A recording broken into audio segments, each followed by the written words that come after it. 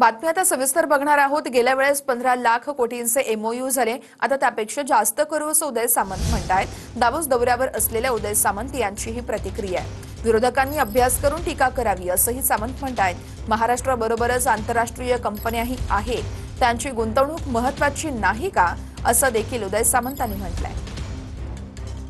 मागच्या वर्षी 15 लाख कोटीचे एमओयू झाले होते। ही वस्तुस्थिती खरी आहे। 15 ते 16 लाखाच्या दरम्यान झाले होते आणि आम्ही एक रेकॉर्ड प्रस्थापित केलं होतं। देशात सगळ्यात जास्त एमओयू करणारा हा महाराष्ट्र।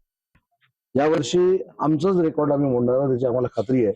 आणि यावेळेस एमओयू इंडस्ट्रीचे तर आहेत, म्हणजे इंडस्ट्री तर आपल्याकडे येतेच आहे विविध सेक्टरमध्ये, पण रिअल इस्टेट मधले आहेत, डिफेन्स मधले आहेत, ऍग्रीकल्चर मधले आहेत, त्याच्यानंतर एज्युकेशन टेक्नॉलॉजी ट्रान्सफरचे आहेत। त्याच्यामुळे मला असं वाटतं की हा जो मुख्यमंत्र्यांच्या नेतृत्वाखाली आम्ही दौरा केलाय डावोसचा, हा अतिशय मोठ्या पद्धतीने यशस्वी होईल आणि याची जाणीव तुम्हाला उद्या सगळं संपल्यानंतर नक्की येईल। आपण जर बघितलं तर डावोसला आल्यानंतर आमचे विरोधक जे आहेत ते पत्रकार परिषद घेणं, ट्विट करणं याच्यामध्ये गुंतलेले असतात। पण मागच्या वर्षी जे आमचे एमओयू झाले त्याच्यातले जवळजवळ 75%, 70 ते 75% आम्ही प्रकल्प एक्झिक्यूट करण्यामध्ये, त्याची अंमलबजावणी करण्यामध्ये यशस्वी